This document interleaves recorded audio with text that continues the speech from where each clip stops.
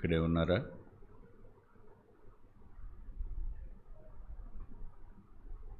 కొంచెం మన అటెన్షన్ని ఇక్కడ తెచ్చుకుందాం. బాధలు లేని వ్యక్తులు ఎవరుండరు. కృంగిపోకుండా ఉండే మనిషి ఎవరు ఉండరు. అందరికీ ఉంటాయి. కానీ దేవుని సన్నిధిని అనుభవించటం అనేది గొప్ప భాగ్యం, నిజమైన ఐశ్వర్యం. ఈ సమయాన పారాడే తలంపులు మన మంచి సమయాన్ని దొంగిలిస్తాయి. కాబట్టి దేవుని వాక్యం మీద మనసు ఉంచుదాం. దానికోసం ముందుగా చిన్న ప్రార్థన చేసుకుందాం. ప్రేమగల తండ్రి, పరిశుద్ధుడు అయిన మా గొప్ప దేవ, మీ ప్రియ కుమారుడు మా రక్షకుడు అయిన యేసుక్రీస్తు ప్రభువారి పరిశుద్ధ నామంలో దయగలిగిన మీ పాదాల సమీపానికి మరోసారి రావడానికి మీరు మాకు ఇచ్చిన ఈ నిర్భయమైన ప్రవేశం కొరకే కృతజ్ఞత చెల్లిస్తున్నాను. తండ్రి, మా ప్రాణాత్మ దేహాలు మీవి. రక్తమిచ్చి కొనుక్కున్నారు మీరు. భూమి మీద నీ కొరకు జీవించటం మాకు నేర్పించండి. మీ కృపకు సంపూర్ణంగా మమ్మల్ని అప్పగించుకుంటున్నాం. కృపా సత్యాలు మా వెంట ఉంచడానికి ఇష్టపడిన దేవుడు, కృపా క్షేమాలను కూడా వెంట ఉంచడానికి ఇష్టపడిన దేవుడు, నీతి న్యాయం కలిగిన వాడివి, మా జీవితాలను నీతిగా మార్చిన వారివి, న్యాయానికి రేపు తీర్పులో రాకుండా కాపాడిన వాడివి. ఇదంతా కేవలం మీ కృపేనని సంపూర్ణంగా ఒప్పుకుంటూ ఈ సమయంలో ఆరాధనలో ఉన్న ప్రతి వ్యక్తి మనసు మరి దేని మీదకి పోకుండా నీ వాక్యం మీద మాత్రమే వారు దృష్టి పెట్టడానికి నీ దాసుడు అన్నట్టుగా నాకు ఏకదృష్టి కలుగు చెయ్యి అన్న మాట నెరవేర్చండి. అంత మాత్రమే కాదు, లైవ్లో ఉండి వాక్యం వింటున్న వారి కోసం కూడా ప్రార్థన చేస్తున్నాను. వారు ఈ లైవ్ని ఆధారం చేసుకుని ఏ సహవాసానికి వెళ్లకుండా ప్రభువా వారు తప్పు చేసే పరిస్థితి నుండి వారిని కాపాడు. వారు ఖచ్చితంగా ఏదో ఒక సహవాసానికి వెళ్ళడానికి మేలు చేయి. వారి అంతరంగాలకు ఈ లైవ్ విగ్రహం కాకుండా కాపాడు. మీ కృపకే మమ్మల్ని అప్పగించుకుంటూ మీ సాయాన్ని కోరుకుంటూ యేసుక్రీస్తు ప్రభు వారి పేరిట ప్రార్థిస్తున్నాం తండ్రి, ఆమేన్.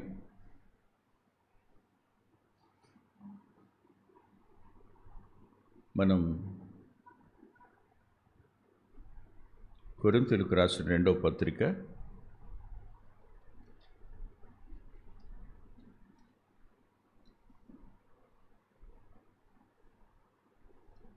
5వ అధ్యాయం 17వ వచనాన్ని అధ్యయనం చేస్తూ ఎవడైనను క్రీస్తునందున్న ఎడల వాడు నూతన సృష్టి, పాతవి గతించెను, ఇదిగో క్రొత్తవాయెను. ఈ విషయాన్ని మనం అధ్యయనం చేస్తూ ఎవడైనా సరే క్రీస్తు యేసునందు ఉంటే నూతన సృష్టి అనే నూతన సృష్టిలో మనం ఎలా నూతన సృష్టిగా మార్చబడ్డాం, నూతనంగా మనకేం లభించినాయి దాన్ని చూస్తూ మొదటి వచనంలో నూతనమైన నిశ్చయతను ఆయన మనకు కలుగు చేశాడు. నిశ్చయత గురించి చెప్పుకున్నాం.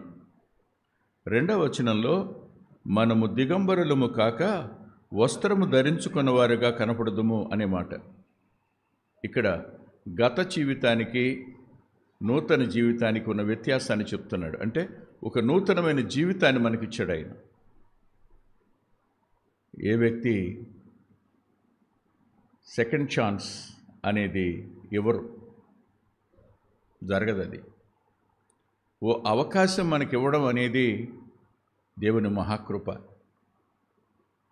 చాలా జీవితాన్ని నష్టపరుచుకున్న తరువాత ఒక నూతన జీవితాన్ని మనకి మరలా ఆరంభించడానికి ఇవ్వడం చిన్న సంగతి ఏం కాదు ఇది. అందులో గత వారాన్న దిగంబరులుగా అనే మాటకు గత జీవితం ఎలాంటిదో చూశాం. ఇప్పుడు క్రొత్త జీవితాన్ని గురించి, దేవుడు మనకిచ్చిన నూతన జీవితాన్ని గురించి తగ్గించుదాన్ని, నూతన జీవితాన్ని గురించి వినపడుతుందండి వెనుక. నూతన జీవితాన్ని గురించి కొన్ని మాటలు చెప్పాలని ఆశపడుతున్నాను. ఆలోచించండి. మనం వస్త్రం లేకపోతే వీధిలోనికి వస్తే మనం ఎలా ఉంటాం, మన చుట్టూ ఉన్నవారు ఎలా ఉంటారు ఒకసారి ఆలోచించండి.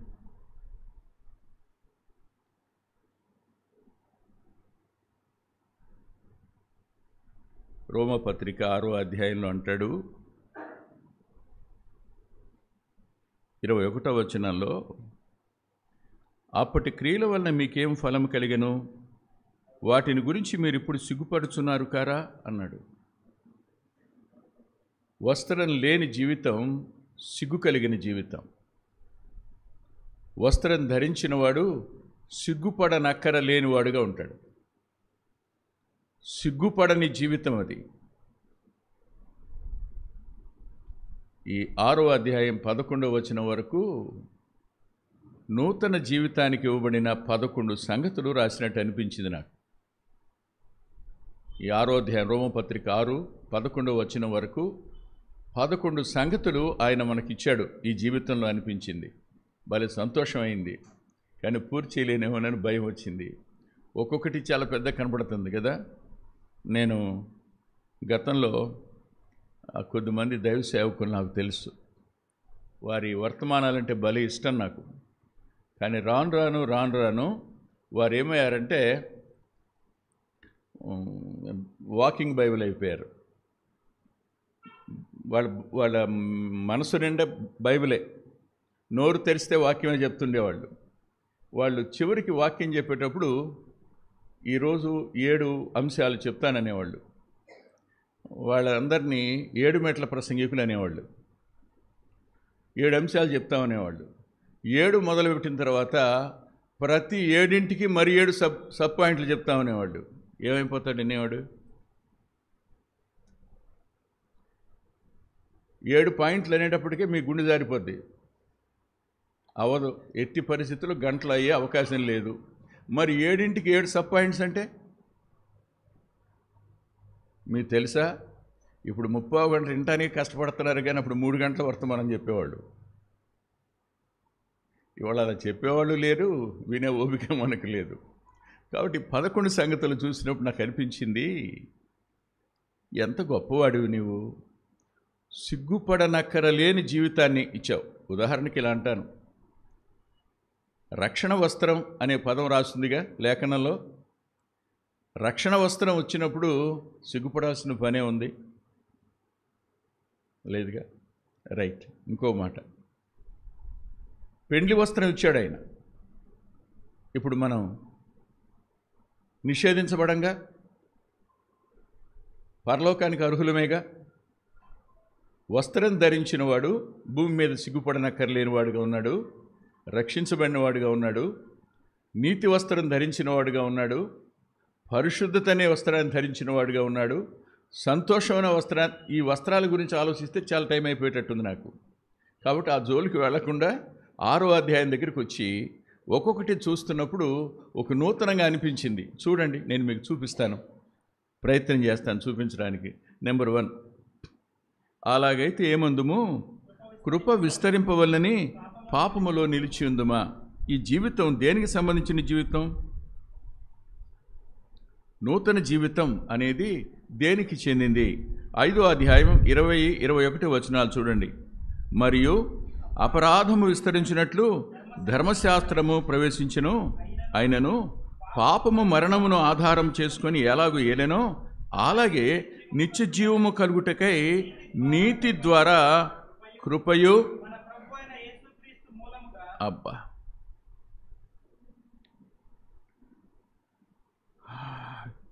ఏలు నిమిత్తము ఎక్కడికి వచ్చాం? గ్రేస్, కృపలోకి వచ్చాం. కృపలోకి రావడం కాదు, కృప ఏలుబడిలోకి వచ్చాం. ధర్మశాస్త్ర పేలుబడి కాదు, ఇది కృప. అంటే ఆయన నూతన జీవితాన్ని ఇచ్చాడు ఓన్లీ బికాజ్ ఆఫ్ గ్రేస్, కృపను బట్టి. అంతేనా? లేకపోతే మీరు ఫలానా క్యాస్ట్కి సంబంధించిన వాడమనా?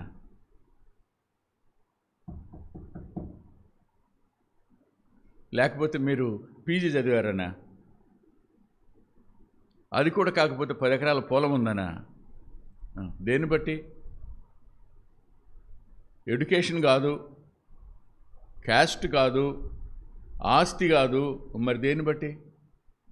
మియర్ గ్రేస్, కేవలం కృప. నువ్వు నేను రక్షించబడ్డాము అంటే కారణం కృపేగా.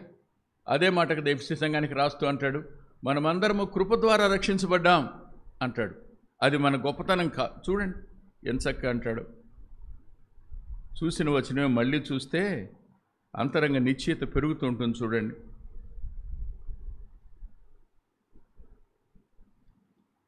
రెండవ అధ్యాయంలో, ఎఫెసీపత్రిక 2వ అధ్యాయంలో 8వ వచనం, మీరు విశ్వాసము ద్వారా కృపచేతనే రక్షింపబడి ఉన్నారు. కృపే, మేర్ గ్రేస్. ఒకటి ఆలోచించండి, మన అనిల్ వాళ్ళ నాన్నగారు ఉన్నారు. ఆయన గౌరవిస్తాడు, నేనంటే ఇష్టపడతాడు. కానీ ఏదైనా వచ్చిందనుకోండి, వెళ్ళండి ఆయన దగ్గరికి వెళ్ళి మాట్లాడరండి, మీకు ఆయనేగా అనేవారు. మీకు ఆయనే కదా అంటే ఆయనేగా దేవుడు మీకు అన్నట్టు. కానీ తర్వాత ఎలాగోలాగా అమ్మాయి ఆయన తీసుకురావడం ప్రారంభించింది. మొత్తానికి వచ్చాడు. వచ్చిన తరువాత ఆయన నడిచి ఇక్కడికి వచ్చేవాడు. వచ్చి ఓ రోజున ప్రార్థన చేయండి అన్నాడు. ఏమైందన్న? కాలు బాగాలేదండి అని. ఆ కాలు మీద చేయేసి ప్రార్థన చేశా. ఆయన మనసు, ఇప్పటిదాకా నేను ఆయనకంటే గొప్పని అనుకున్నాను, ఇప్పుడు ఆయన నా కాలు మీద చేసి ప్రార్థన చేస్తే నాకు అనిపించింది, నేనేంటి ఈయనేంటి, ఈయన నా కాలు పట్టుకోవడం ఏంటి? ఆయన 6 విషయాలు నాతో పంచుకున్నాడు ఒక రోజున. ప్రభు నాకు ఎలా అర్థమయ్యాడో చెప్పాడు.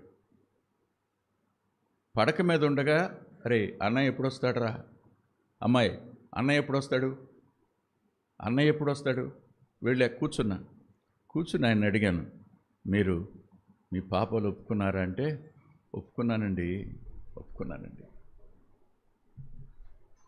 ఆయన రక్షించబడడం అనేది ఉందే, నిజంగా ఆశ్చర్యం ఆ కుటుంబంలో. ఇంతకు మించిన గొప్ప ఆశ్చర్యం ఇంకేది ఆ కుటుంబంలో జరగక్కర్ల. That one incident is enough. అరే శిలువ మీద దొంగ రక్షించబడ్డాడు అని అంటే కృపకు నిదర్శనం, సాదృశ్యం ఆయన. మరి ఈయన ఆఖరిలో, జీవితపు ఆఖరిలో 80 సంవత్సరాలు దాటిపోయిన తరువాత ఆలోచించండి, మరి మన సంగతి ఏంటి? మనం మన అర్హతను బట్టి ప్రభువుని నమ్ముకోలా? మన అర్హతను బట్టి మనం పాప క్షమాపణ పొందలా? మన అర్హతను బట్టి నీతిమంతులంగా మార్చబడలా? మన అర్హతను బట్టి దేవునితో సమాధాన పడలా? మన అర్హతను బట్టి మనం దేవుని పిల్లలం కాలా? ఓన్లీ బికాజ్ ఆఫ్ గ్రేస్ కదా. ఇప్పుడు ఈ నూతన జీవితానికి మొట్టమొదటిగా మనం జ్ఞాపకం చేసుకోవాల్సింది, అయ్యా కృపగలిగిన దేవుడు అయ్యా, నువ్వు కృపను బట్టి నన్ను నీవు రక్షించావు, ఈ జీవితం ఇచ్చావు, మరో జీవితాన్ని ఇచ్చావు, మరలా నేను నూతనంగా బ్రతకడానికి అవకాశం ఇచ్చావు. పాతవన్నీ గతించిపోయినాయి, ఇప్పుడు నూతనంగా బ్రతకడానికి you give me a new life lord. ఒక నూతన జీవితాన్ని నువ్వు నాకు ఇచ్చేవయ్యా.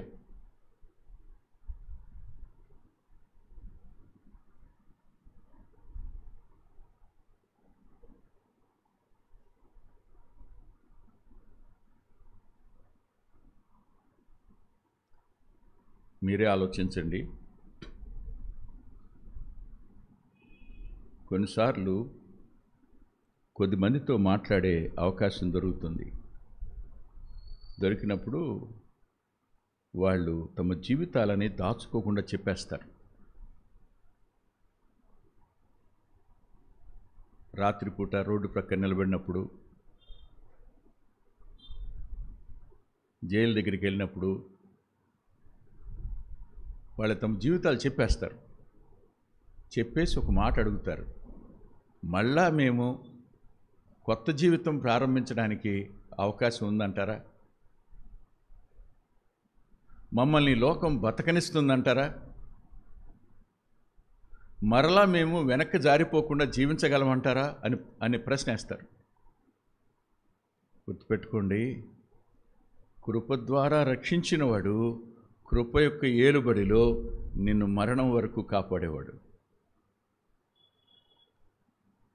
అది మహోన్నతుడైన దేవుని కృపా వాత్సల్యత, అంతే.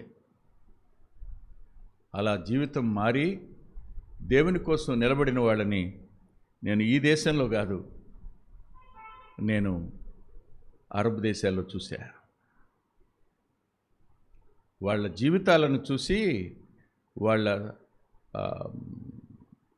యజమానుల భార్యలు ప్రభువుని నమ్ముకోవడం నాకు తెలుసు.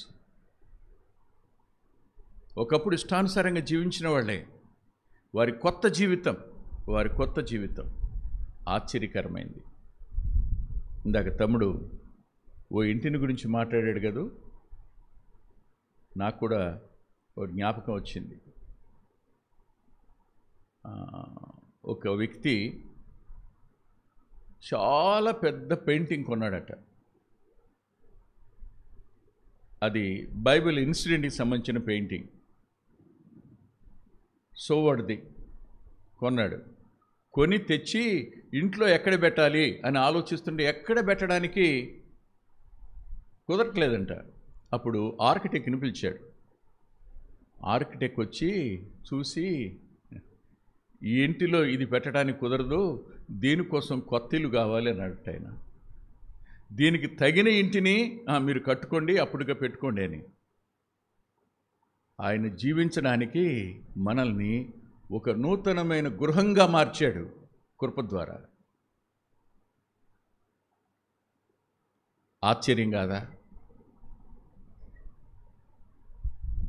ఈ నూతన జీవితం కృప ద్వారా ఇవ్వబడిన జీవితం. నెంబర్ 1. నెంబర్ 2 చూడండి, రోమపత్రిక 6వ అధ్యాయం 2వ వచనం. పాపము విషయమై చనిపోయిన మనము, చూడండి, ఈ నూతన జీవితానికి ఉన్న 2వ లక్షణం ఏంటంటే పాపం విషయంలో చనిపోయిన తనం.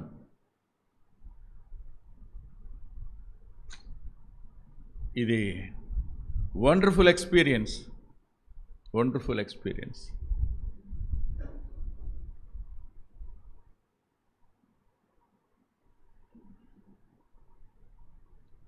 మన దగ్గరికి ఒక డాక్టర్ గారు వస్తుంటారు, ఫిజియోథెరపీ చేస్తుంటారు.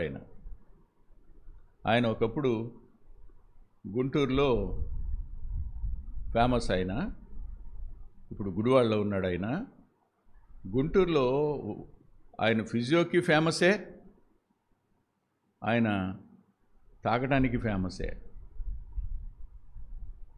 తాగడానికి కూడా ఫేమసే. ఇక్కడికి వచ్చే ముందు ఆయన రక్షించబడ్డాడు కోవిడ్ టైంలో. అన్ని ఆస్తి అంతా పోగొట్టేసుకున్నాడంట ఆయన. అన్నీ పోయిన తర్వాత కోవిడ్ వచ్చింది, చచ్చిపోయే కండిషన్లో ఉండగా ఒక కార్పొరేట్ హాస్పిటల్ వాళ్ళు ఫోన్ చేశారట ఆయనకి, నువ్వేమైనా ఈ టైంలో వచ్చి, ఈ పాండమిక్ టైంలో వచ్చి పనిచేస్తావు మా దగ్గర అని.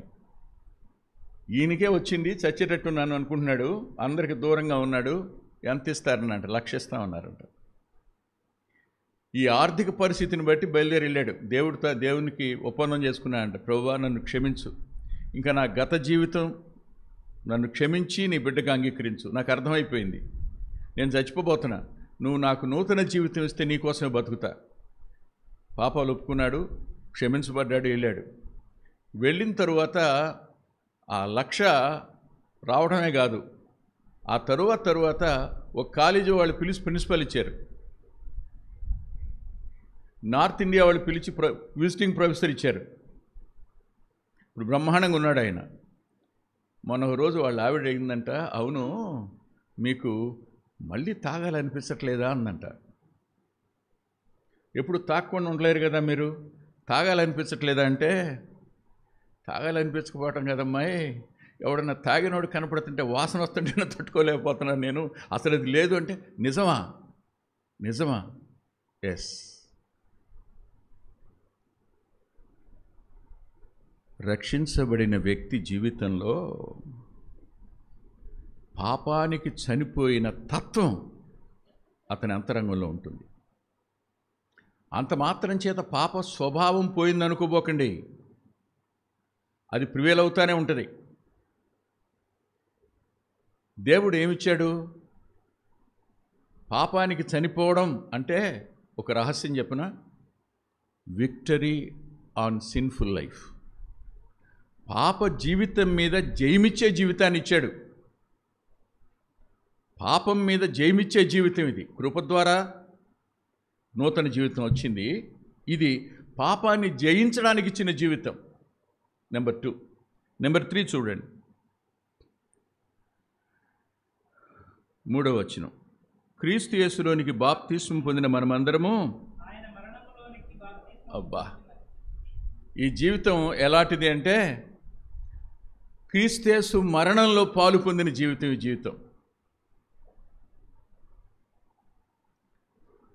క్రీస్తు యేసు ప్రభు యొక్క మరణంలో మనకేం దొరికింది?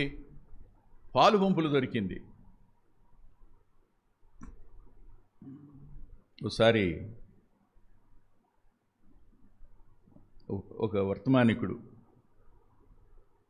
ఆయన పెద్దవారు, ఆయన నేను చాలా మీటింగ్స్లో వాక్యం చెప్పేవారు. ఆయన సర్కాస్టిక్గా మాట్లాడతారు, అంటే వ్యంగ్యంగా కాదు, చమత్కారంగా మాట్లాడతారు. మాట్లాడుతూ ఇలా అన్నాడు, ఓ రోజు ఒక కుర్రాడికి నేను బాప్తిస్మం ఇవ్వాల్సి వచ్చింది. అప్పటికి చాలామందికి ఇచ్చాను. నీళ్ళలోకి వచ్చిన తర్వాత నేను ఇలా పెట్టుకో అన్నా. ఆయన అన్నాడు, ఇట్లా పట్టుకుంటారు సార్ అన్నాడు. ఏ అన్నా, ఈ చెయ్యి మాత్రం పైకెత్తుతారు సార్ అన్నాడు. ఏమయ్యా అంటే, నాకు మొత్తం బాప్తిస్మం ఈ చేతికి మాత్రం వద్దు, ఎందుకంటే ఇంకొకరిని కొట్టాలి సార్, నేను ఇంకొకరిని కొట్టాలంట. అంతేనా? కాదు. Is it he's a born again one? క్రీస్తు యేసు మరణంలో పాలు పంపులు పొందడం అంటే ఏమనుకుంటున్నారు మీరు? చెప్పు. ఆయన మరణం, పాపం యొక్క వచ్చే జీతం ఉందే, ఏంటది? ఆ మరణానికి మరణం, అందులో నీకు నాకు పాలు పంపు. ఈ నూతన జీవితం ఆయన మరణంలో పాలు పంపులు పొందింది కనుక మరణానికి రావాల్సిన జీతానికి మనకు సంబంధం లేకుండా పోయింది. అందుకనే ఓ భక్తుడు ఇలా అన్నాడు, కన్ను మూసానా నా పరలోకపు తండ్రి దగ్గర ఉంటాను, కన్ను తెరిచానా నా దేవుని పనిలో ఉంటాను. In between death and life we are living. మరణానికి జీవానికి మధ్యలో జీవిస్తున్నాం. ఈ జీవితం, రాబోయే జీవితం. మరణం ఖచ్చితంగా వస్తుంది, కానీ మనల్ని ఏం చేయలేదు.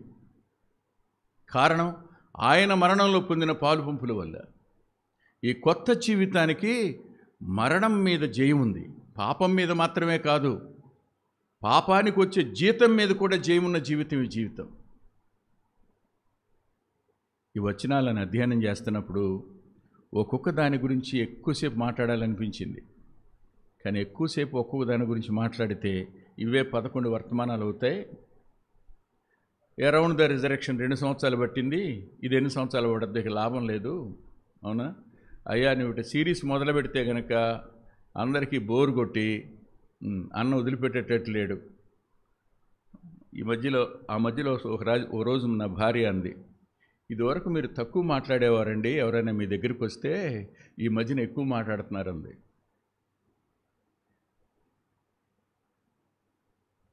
ఇదివరకు ఎవరైనా వస్తే క్లుప్తంగా మాట్లాడేవారు మీరు, కానీ ఇప్పుడు అలాగా ఎక్కువ మాట్లాడుతున్నారు. అప్పుడు అనుకున్నాను, వయసు యొక్క ప్రభావం కనపడుతుంది అనమాట. కాబట్టి ఇక్కడ కూడా అదే కనపడితే ప్రమాదం కదా. గుర్తుపెట్టుకోండి, ఇది కృప ద్వారా ఇవ్వబడిన నూతన జీవితం. నెంబర్ 1. నెంబర్ 2 చెప్పండి, పాపానికి చనిపోయిన జీవితం. నెంబర్ 3, ఆయన మరణంలో పాలు పంపులు పొంది మరణం అంటే పాపం యొక్క జీతాన్ని నుంచి తప్పించుకున్న జీవితం ఈ జీవితం. 4వది చూడండి, క్రీస్తు మృతుల్లో నుండి ఎలాగూ లేపబడినో అలాగే మనము నూతన జీవము పొందిన వారమే నడుచుకొనున్నట్లు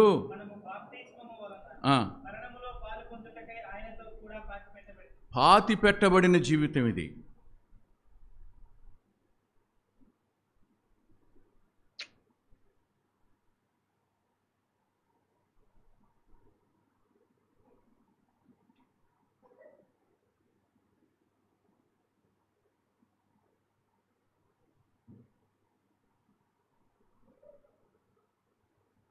హెబ్రోన్లో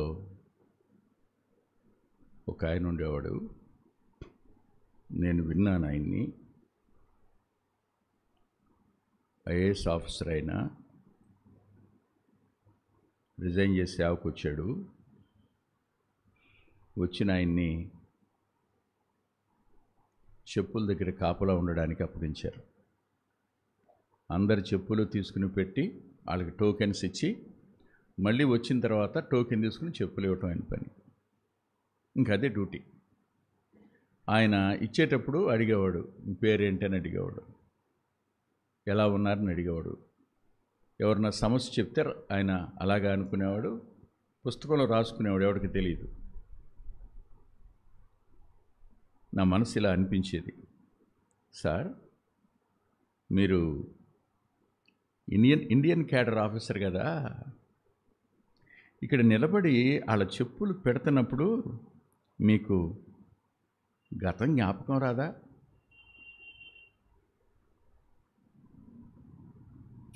దట్స్ మై ఎర్నెస్ట్ క్వశ్చన్. గతం మీకు జ్ఞాపకం రాదా? మీరే చెప్పండి. తాను ఐఏఎస్ ఆఫీసర్గా ఉన్నప్పుడు ఎలా ట్రీట్మెంట్ ఉంటుంది? మీరు చెప్పండి, ఎలా ట్రీట్మెంట్ ఉంటుంది?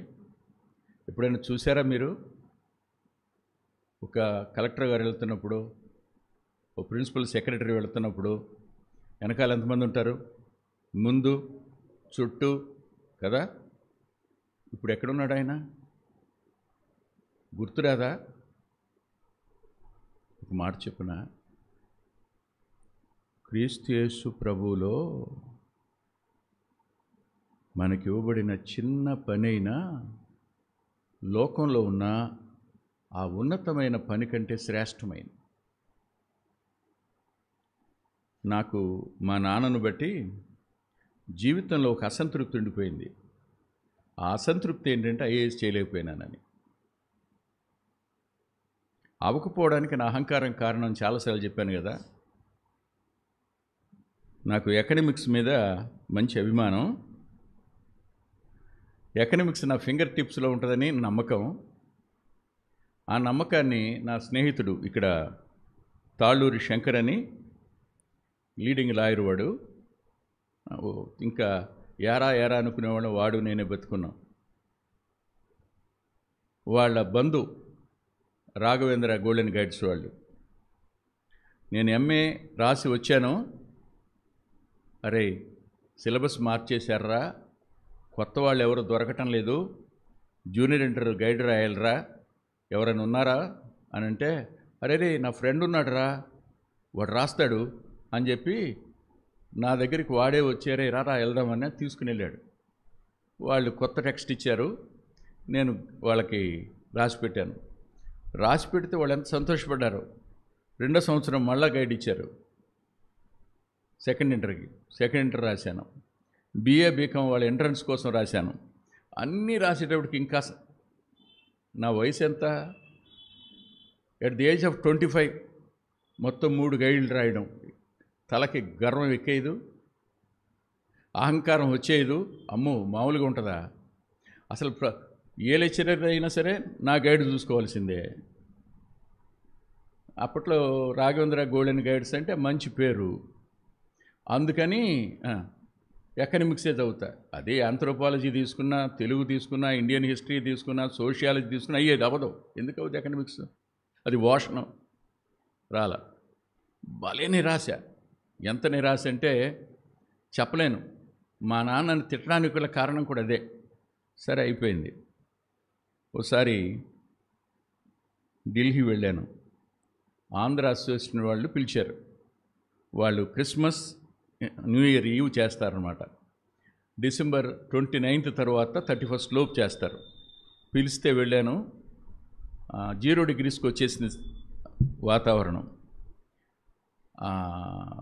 అక్కడికి వెళితే మొత్తం పార్లమెంట్లో ఉన్నవాళ్ళు కానీ, ఇర్రెలెవెంట్ ఆఫ్ రిలీజియన్ తెలుగు వాళ్ళందరూ వస్తారు. వాక్యం చెప్పి క్రిస్మస్ సందేశం చెప్పి వచ్చి వ్యాన్లో ఎక్కాను. థియేటర్ ఉంది. కూర్చుని మాట్లాడుతుండగా మీరేంటి అని పక్కన వాళ్ళని అడుగుతుంటే నేను పలానా సంవత్సరం సివిల్స్ అండి అంటా ఉంటే నాకు అది గుర్తొచ్చేసింది. అరే అని నేను కూడా 81 అండి, కానీ ఫెయిల్డ్ అన్నాను. ఆయన అన్నాడు, మీకెందుకు సార్ ఈ ఉద్యోగం, మీ వాక్యం రిజైన్ చేసి మీ వెంట వచ్చేద్దాం అనుకుంటున్నాను నేను అన్నాడు. సిగ్గేసి ఇంకెప్పుడు అనుకోలేదు దాని గురించి. ఆలోచించండి. వెనుతిరిగి చూసుకుంటే లోకంలో ఘనమైనవేవి క్రీస్తేసునందు అవి ఘనహీనమైనవి. అవి ఎందుకు కొరగానివి? ఈ లోక ఘనతలన్నీ ఎందుకు ఉపయోగపడతాయి? పాతి పెట్టడానికి ఉపయోగపడతాయి. మన పాప జీవితంలో ఉండేటువంటి హోదాలు, శ్రేష్టతలు ఇవన్నీ కూడా దట్ వాజ్ బర్రీడ్, పాతి పెట్టబడ్డాయి. అబ్బా, ఈ జీవితానికి ఉన్న భాగ్యం అని చెప్పండి. వాటిని చూసి మురిసిపోయే జీవితం కాదు ఇది. వాటన్నిటినీ పాతిపెట్టి ఏ వైపు చూస్తుంది? పరలోకం వైపు చూసే జీవితం ఇది. ఈ జీవితానికి ఉన్న మరో ఆధిక్యత ఏమిటంటే, గతానికి సంబంధించిన లాభాలైన, నష్టాలైన, ఘనతలైన, అపఖ్యాతులైన, దోషమైన సమస్తం ఏమైనాయి? పాతి పెట్టబడిన జీవితం ఈ జీవితం. ఈ జీవితం ఎంత గొప్పది! సామాన్యం అనుకుంటున్నారా? మనకి ఇవ్వబడిన తిరిగి జన్మించిన ఈ జీవితానికి ఉన్న ఆధిక్యత ఎంత గొప్పది. 4-5 దగ్గరికి రండి. మరియు ఆయన మరణం యొక్క సాదృశ్యమందు ఆయనతో ఐక్యము గలవారమైనడలా ఆయన పునరుద్ధానము యొక్క సాదృశ్యమందును. ఇప్పుడు ఎవరని చెప్పండి? మనం క్రీస్తు పునరుద్ధానంతో ఐక్యత కలిగిన వాళ్ళు.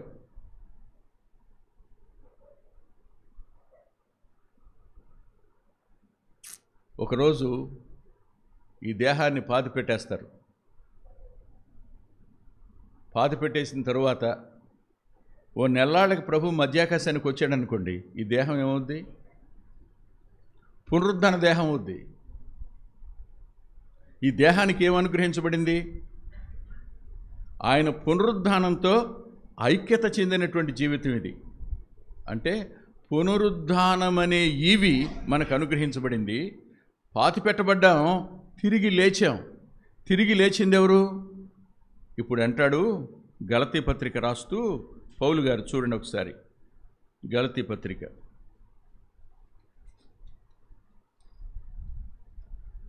2వ అధ్యాయం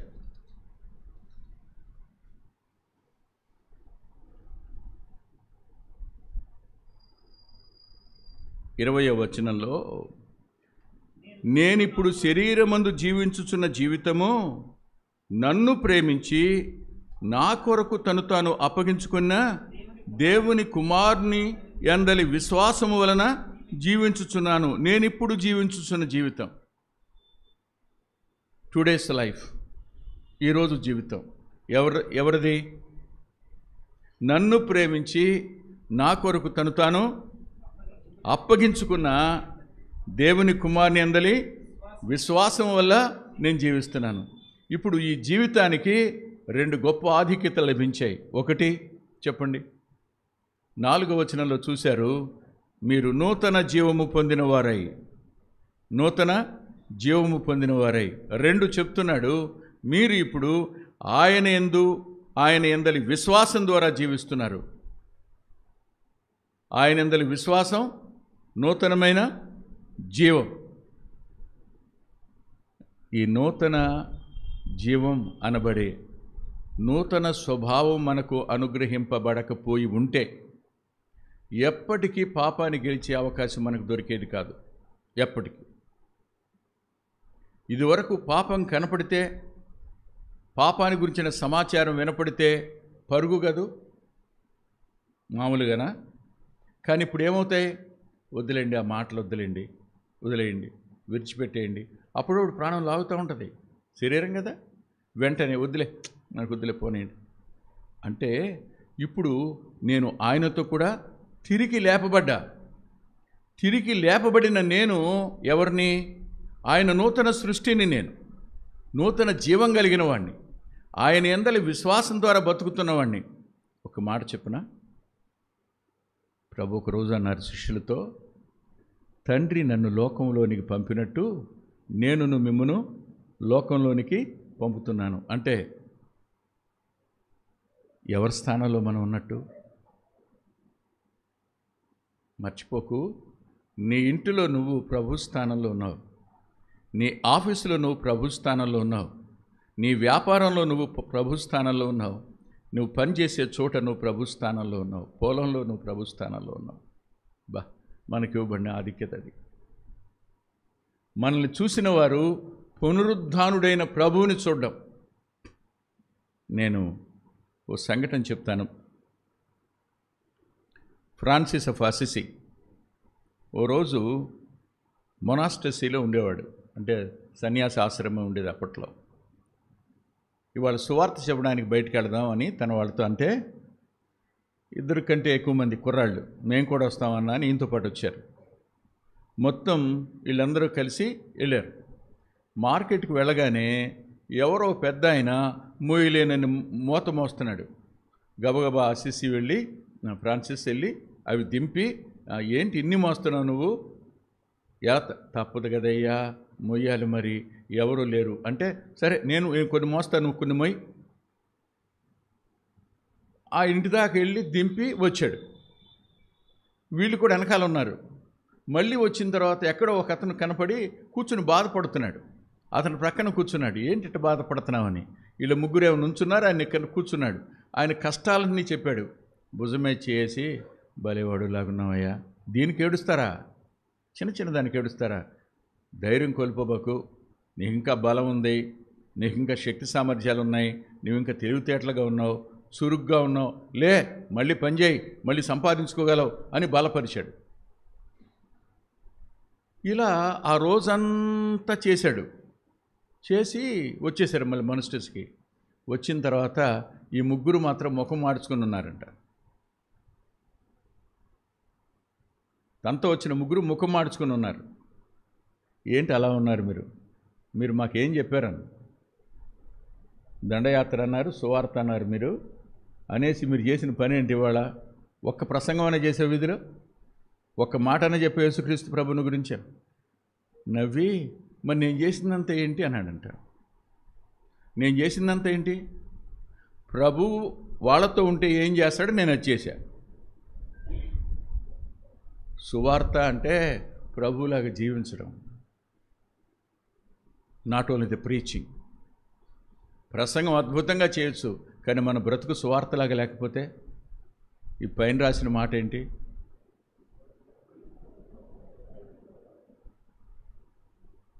అది కదా. అట్టి జీవితం జీవించడానికి మనల్ని ఆయన తనతో కూడా లేవనెత్తాడు. లోకానికి ప్రభువును చూపించాలి, అందుకు నువ్వు కావాలి. ఇంతకు పౌలు గారు అంటాడు, తన ప్రియకుమారుని నాయందు బయలుపరచను ఉద్దేశించినప్పుడు అంటాడు. నీలో నాలో ప్రభువుని బయలుపరచడానికి లోకానికి అది తండ్రి యొక్క అభిష్టం అయింది. మరి మన జీవితాలు ఎలా ఉన్నాయో ఆలోచించండి ఒకసారి. కృప పొందాంగా, మరణంకి సంబంధించిన పాపానికి సంబంధించిన జీవితం కాదుగా. తరువాత మరణం మీద కూడా జయం కలిగిందిగా. పాతి పెట్టబడిన బ్రతికే కదా, పునరుద్ధానం చెందిన జీవితం కదా. కానీ ఆ పునరుద్ధాన జీవితం మనలో, వీడు నిజంగా మారాడండి, ఇవి నిజంగా మారిందండి అని చెప్తారా? నాకు తెలిసి ఏమనుకోకండి, ఆఫీస్ వాళ్ళు చెప్తారు మా సార్ మారారని, హెడ్ మాస్టర్ చెప్తాడు మా సార్ మారాడని, మీతో కలిసి పనిచేసేవాడు చెప్తారు మీరు మారారని. మీ భార్య మాత్రం చెప్పదు. చెప్పుద్దంటావా సీను?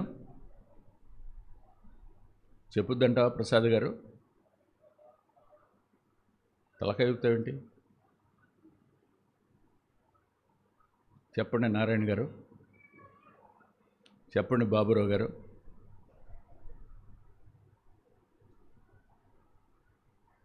బుజ్జి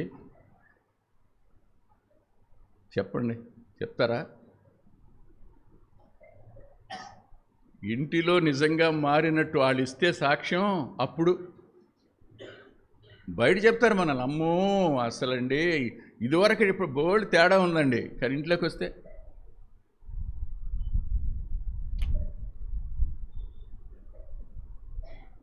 మన క్రైస్తవ్యం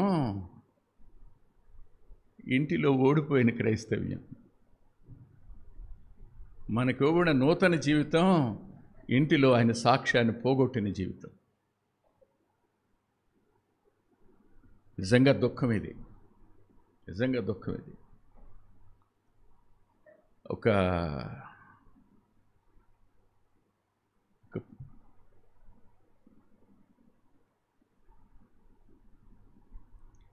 ఎలా చెప్తే ఎలా వస్తుందో అని భయంగా ఉండి చెప్తున్నా. మీరు దీన్ని ఎవరికి అప్లై చేయొద్దు, జస్ట్ ఒక ఇన్సిడెంట్గా మాత్రమేనండి. అవును, మరి ఆయన సేవ చేస్తాడు కదా, విశ్వాసులందరితో ప్రేమగా మాట్లాడతాడు కదా, విశ్వాసుల పిల్లల్ని ఎంత ముద్దుగా చూస్తాడు ఆయన, విశ్వాసులైన స్త్రీలతో ఎంత బాగా మాట్లాడతాడు ఆయన, విశ్వాసులైన బ్రదర్స్ ఎలా మాట్లాడతాడు ఆయన. ఇంట్లోకి వచ్చిన తర్వాత అదే మా అమ్మ ఎడలు కానీ, నా ఎడలు కానీ, మా చెల్లి ఎడలు కానీ, మా అన్న ఎడలు కానీ ఎందుకు చూపించడో చెప్పండి.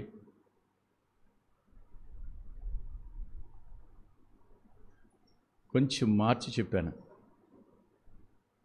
ఈ ప్రశ్న చాలా దుఃఖపరిచింది నన్ను, చాలా దుఃఖపరిచింది.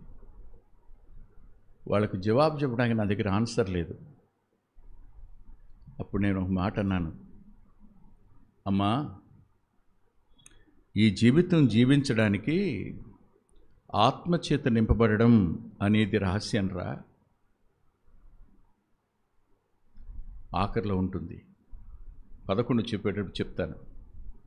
రహస్యం రా, నిజమే సేవకులంగా మేము 100 మందితో మాట్లాడతాం, వాళ్ళందరికీ మా నుండి కావలసిందంతా ఇస్తాం. కానీ ఇంటికి వచ్చేటప్పటికి మేము ఖాళీ అయిపోతాం, ఎంటీ అయిపోతాం. బకెట్ వేస్తే ఇక నీళ్ళే ఉండవు, మట్టి మాత్రం తగులుతుంటుంది. అలాంటి టైంలో మీరేమంటారు? ఇంటికి రాగానే మేమేం కోరుకుని ఇంటికి వస్తాం? ఏమండి బాగా అలసిపోయారా? అయ్యయ్యో ఎంతమందితో మాట్లాడారు అని అనాలని ఇంటికి వస్తాం. వాళ్ళు ఏమంటారు? ఎప్పటికి తీరుబడైందా మీకు?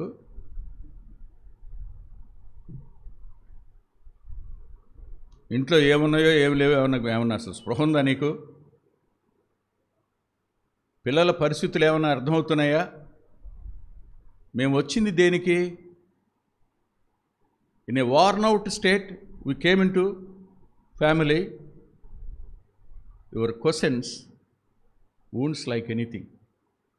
గాయం అవుతుంది. అప్పుడు మేము ఆత్మలో ఉన్నవాళ్ళం శరీరంలోకి వచ్చేస్తాం. వచ్చేసినప్పుడు ఏం చేస్తాం? మాట్లాడి ఏం చేస్తాం కదా?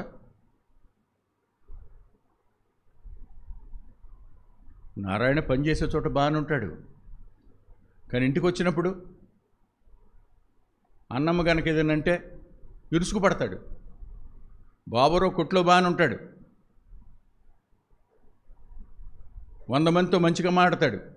ఇంటికి రాగానే పిల్లవాడు ఏదైనా అన్నాడు అనుకోండి, పిల్ల ఏదైనా అందనుకోండి, ఏదైనా అడిగింది అనుకోండి, కోపం వచ్చేస్తుంది. అనిల్కి రాదా చెప్పండి? చార్లెస్కి రాదా? కిషోర్కి రాదా? ఎవరికి రాదు? అందరికి వచ్చేస్తుంది. మనం ఏం కోరుకుంటామంటే మన ఫ్యామిలీలుంటి మనకు ఏం కావాలని కోరుకుంటాం? కంఫర్ట్ కావాలని కోరుకుంటాం.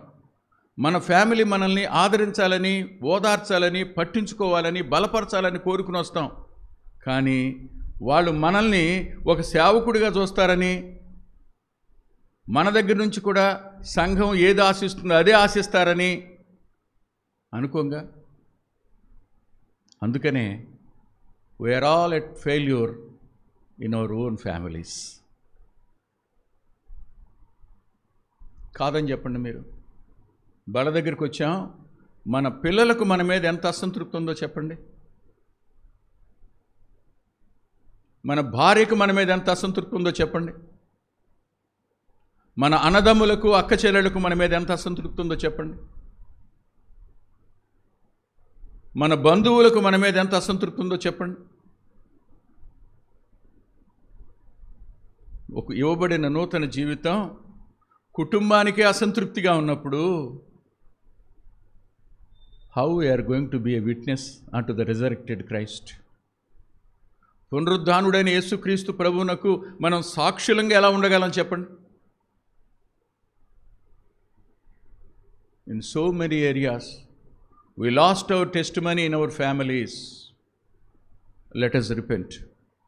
పశ్చాత్తాపడదాం. అనేక విషయాలలో, అనేక స్థలాలు, అనేక ఏరియాస్లో మనం మన సాక్ష్యాన్ని పోగొట్టుకున్నాం. నేను మీతో మాట చెప్తా. నిన్నటి దినం భీమవరంలో ఉన్నా. భీమవరంలో సేమ్ నా ఏజ్ గ్రూప్ వాళ్ళే ఉన్నారు. నేను అన్నాను, తమ్ముడు are you not feeling lonely అన్నాను. ఒంటరిగా అనిపించటం లేదా నీకు అన్నాను. అన్నయ్య ఉదయమే అనుకున్నాను, నా 3 పిల్లలకి మెసేజ్లు పెట్టి, అరే నేను చచ్చానా బతికానా కనుక్కున్నారా మీరని ఒక మాట అందామని మెసేజ్లు పెడదాం అనుకున్నాను అన్నయ్య. నేను ఎవ్వరూ ఫోన్ చేయరు, ఎలా ఉన్నామని ఎవరు అడగరు. బా కదా.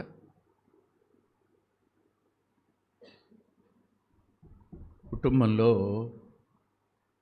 మన బాధ్యతలు మనల్ని ఒంటరి వాణ్ణి చేసేస్తాయి. కుటుంబంలో మన వృద్ధాప్యం మనల్ని ఒంటరి వాణ్ణి చేస్తుంది. కుటుంబంలో వాళ్ళ అంచనాలు మనల్ని ఒంటరి వాణ్ణి చేస్తాయి. కుటుంబం లోపల మన బాధ్యతలు మనం సక్రమంగా నిర్వర్తించలేకపోవటం వల్ల మనం ఒంటరివాడం అయిపోతాం ఇంట్లో.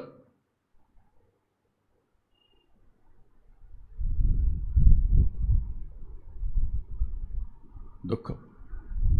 ఈ నూతన జీవితం పునరుద్ధానుడైన ప్రభువును చూపించే జీవితం.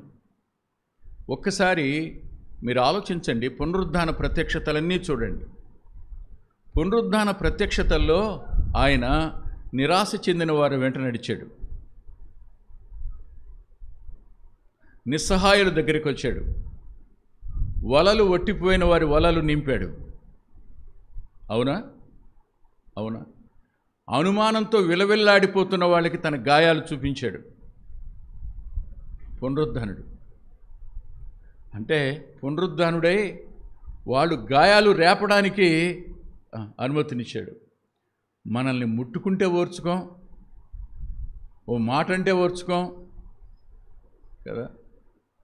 సేవకులకు వచ్చే, నేను సేవకుల గురించి మాట్లాడకూడదు కానీ మాట్లాడుతున్నా, నాలాంటి సేవకుడికి వచ్చేటువంటి పెద్ద శోధన ఏంటో చెప్పనా? బయటికి వెళితే నేను రాజుని,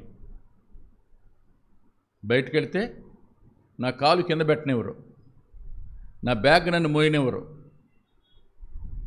నా కళ్ళజోడు పెట్టి నా చేతిలో ఉండనివ్వరు, నేను నడిచేదంతా రెడ్ కార్పెట్ మీద, నా భోజనం, నా పడక, నా ప్రయాణం ఇవన్నీ ఎలా ఉంటాయి? ఎవరైనా నాతో వస్తే అర్థమవుద్ది. కానీ ఇక్కడికి వస్తే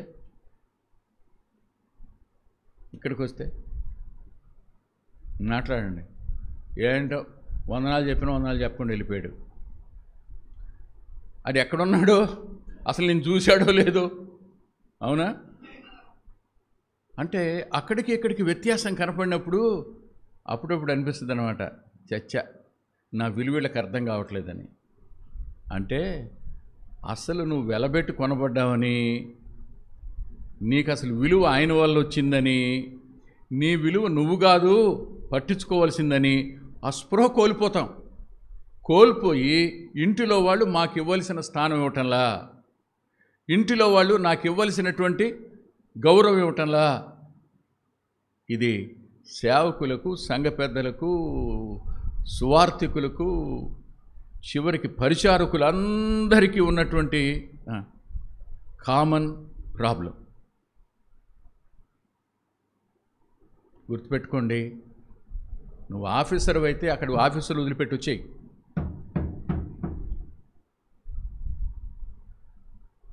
నువ్వు ఆఫీసర్ అయితే ఆఫీసర్ అక్కడ వదిలిపెట్టి వచ్చేయి. ఇంటికాడ నువ్వు ఆఫీసరో కాదు. నువ్వు సేవకుడు అయితే సంఘంలో సేవకుడు, ఇంట్లో సేవకుడు కాదు. నువ్వు ఒక భర్తవి, నువ్వు ఒక తండ్రివి, అది గుర్తుపెట్టుకో. ఇక్కడ కూడా లాఠీ వాడకూడదు. అక్కడ లాఠీ వాడతావా? నీ దగ్గర ఉన్న సస్పెండ్ చేసినట్టు భార్యను సస్పెండ్ చేస్తావా? జరుగుద్దా? నీ కుటుంబంలో నువ్వెవరో క్రీస్తుతో కూడా లేచిన వాడివి. ఆ జీవితం అక్కడ కనపడనివ్వు, ఆ జీవితం అక్కడ ఉంచు, అక్కడ కనపడు.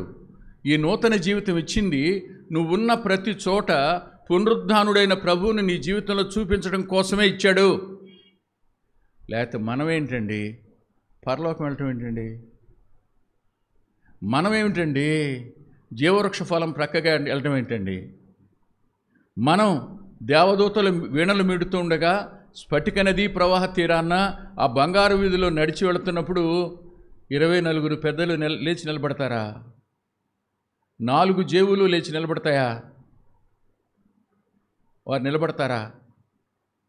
కోట్లాది దేవదూతలు లేచి నిలబడగా నడుచుకుంటూ వెళ్ళి సింహాసనాసీనుడైన వాని దగ్గర మోకరించి నువ్వు ఆయన పాదాలు ముద్దు పెట్టుకుంటావా? ఏం భాగ్యం! అందంగా ఉన్నావునా? ఏం చేసావని? ఆయన చిందించిన రక్తమేగా, ఆయన మరణమేగా, ఆయన పునరుద్ధానమేగా, దాని నుండి నీకు లభించిన కృప వల్లే కదా ఈ అర్హత వచ్చింది. ఇదంతా మర్చిపోయి మళ్ళా నేను అనుకునే స్థాయిలోకి నేను తీసుకురావడం. నేను అందుకే అంటాడు, ఇక జీవించినది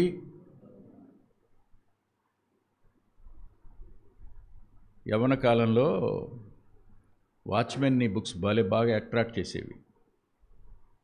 యంగ్ బిలీవర్స్కి వాచ్మెన్ నీ బుక్స్ బాగా అట్రాక్ట్ చేస్తాయి. ఆయన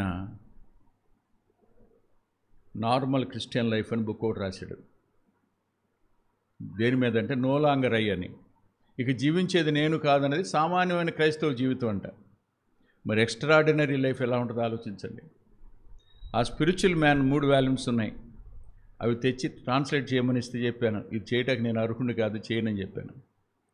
గుర్తుపెట్టుకోండి, జీవించేది నేను కాదు. అవమానించారా? అవమానం నాకు కాదు. సన్మానించారా? సన్మానం నాకు కాదు. ఘనపరిచారా? ఘనత నాకు కాదు. తక్కువ చేశారా? నన్ను కాదు. నేను ఆయనతో కూడా సిలువేయబడ్డా, నేను ఆయనతో పాటు చనిపోయా, ఆయనతో పాటు సమాధి చేయబడ్డా. ఇప్పుడు ఆయనతో పాటు నేను తిరిగి లేచా. జీవిస్తుంది ఎవరు? నా యందు ఆయనే. ఆయన నా యందు జీవిస్తున్నాడు. కాబట్టి ఇప్పుడు నేను ప్రభువులాగా జీవించే ప్రయత్నం క్రైస్తవ భక్తి. ఇవ్వబడిన ఈ నూతన జీవితం దగ్గర మనల్ని మనం పరిశీలన చేసుకోవాలి. ఒకసారి ఆలోచించండి. రోమాపత్రిక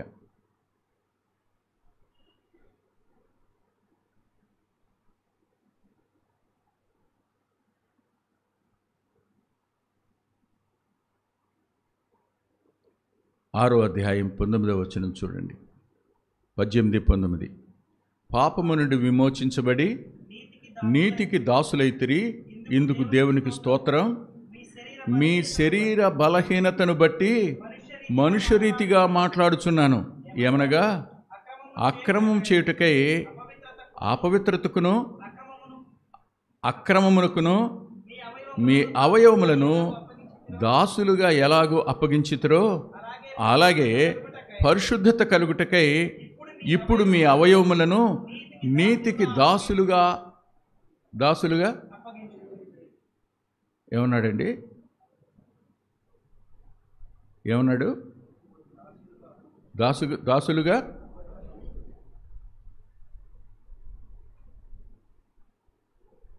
అప్పగించుడి. ఏముంది ఇక్కడ? రెస్పాన్సిబిలిటీ.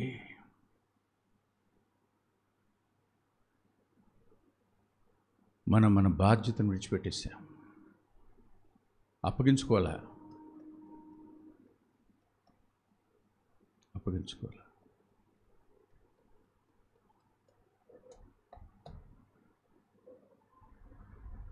ఓ మాట చెప్పి ముగిస్తా.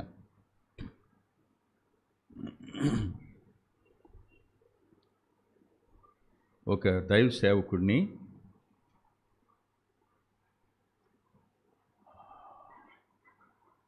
ఆ సహవాసంలో వాక్యం చెప్పడానికి ఏమాత్రం ఇష్టపడక ఆయన పిలిచిన వారి మీద కష్టం పెట్టుకుని అక్కడికి వెళ్ళడం కూడా మానేసి, ఎవరెవరు గతంలో తమతో స్నేహంగాను ప్రేమగాను సొంత అక్క, సొంత చెల్లి, సొంత అన్న, తమ్ముళ్ళుగా ఉన్నవాళ్ళు వద్దకు అతను వస్తే ఆ కుటుంబం వాళ్ళకి శత్రువులుగా మారిపోయి, ఆయన ఎక్కడికి వచ్చినా తట్టుకోలేనంత విమర్శ చేసి, కారణం ఒకటే, ద డాక్ట్రినల్ డిఫరెన్స్,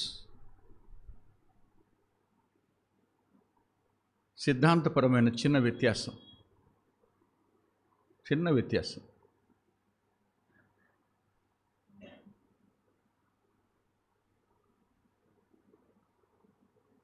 అక్కడ స్త్రీలు ఆరాధన చేయరు, ఇక్కడ ఆరాధన చేస్తారు. అలాంటి వాడిని ఎందుకు పిలవాలి ఇక్కడికి?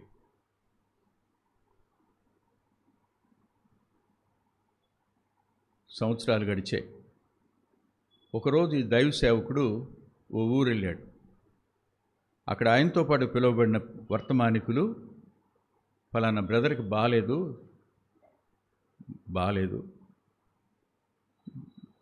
వెళ్ళి చూసొద్దాం, మన నైట్ మీటింగ్ టైం ఉంది కదా అనుకుని బయలుదేరుతున్నప్పుడు ఈయన కూడా అన్నాడట, నేను కూడా వస్తానయ్యా మీతో పాటు. నువ్వంటే వాళ్ళకి పడదుగా, నువ్వెందుకు వస్తావు అని అన్నారంట ఆయనతో. నువ్వెందుకు వస్తావు? వద్దులే అంటే, లేదు, నాకు వచ్చిన జ్ఞాపకం వచ్చింది, నేను రోగినైతిని, నువ్వు చూడరాలేదని రేపు నన్ను ప్రభు అడుగుతాడు కదా, కాబట్టి వస్తాను అని ఈయన కూడా వెళ్ళాడంటాడు. అక్కడికి వెళ్ళిన తర్వాత ఆయన పడకలో ఉన్నవాళ్ళు లేచి కూర్చుని ఈయన చూసి 2 చేతులు జోడించి అన్న మాట ఏమిటంటే, అయ్యా నువ్వు నా ఇంటికి రావడానికి నేను అర్హుణ్ణి కాదయ్యా. అది అతను గొప్పగా భావించలా. ఈ సేవకుడు ఏమన్నాడో తెలుసా? ఆ సేవకుడు, నేను రాకపోతే ఇంత మంచి మనిషిని కలుసుకునే అవకాశం పోగొట్టుకునేవాడిని కదా అన్నాడు. ఎవరు వీళ్ళు చెప్పండి? నీతికి దాసులుగా అప్పగించుకున్నవారు, స్వయంలో ఉన్నవారు కాదు. స్వయంలోనే ఉండి నష్టం కలిగించేవారు, బాధ పెట్టేవారు, గాయపరిచేవారో కాదు. వారు తమను తాము తగ్గించుకుని, ఒక మాట అండి, శిష్యులు వారి స్థాయి ఎంత? మహిమగల సింహాసనం మీద ఆయన ఆసీనుడై ఉండగా దేవదూతల చేత ఆరాధించబడేవాడు మేడగదిలో వాళ్ళ కాళ్ళు కడగడానికి ఎందుకంటారు? ఆయన దాసుని స్వరూపం ధరిస్తే మనం మాత్రం రాజులుగానే ఉన్నాం సహవాసాల్లో. అంతేగా? ప్రార్థన చేసుకుందాం, మోకరిద్దాం. ప్రేమగల తండ్రి, పరిశుద్ధుడైన గొప్ప దేవా, మీ చేతులకే వింటున్న మా ప్రియులను అప్పగించుకుంటున్నాను. నీ వాక్యం మీద లక్ష్యం ఉంచి వాక్యాన్ని విని మేలొందే కృప నీ పిల్లలకు అనుగ్రహించమని విజ్ఞాపన చేశాను. మొట్టమొదట విన్నారు, మీరే ఆత్మ ద్వారా వారి అంతరంగాలలో కార్యం చేయండి. యోగ్యమైన రీతిలో రొట్టెలోనూ ద్రాక్షరసంలోనూ పాలుపంపులు పొందడానికి కృపనివ్వండి. యేసుక్రీస్తు ప్రభువారి పేరిట ప్రార్థిస్తున్నాం తండ్రి, ఆమేన్.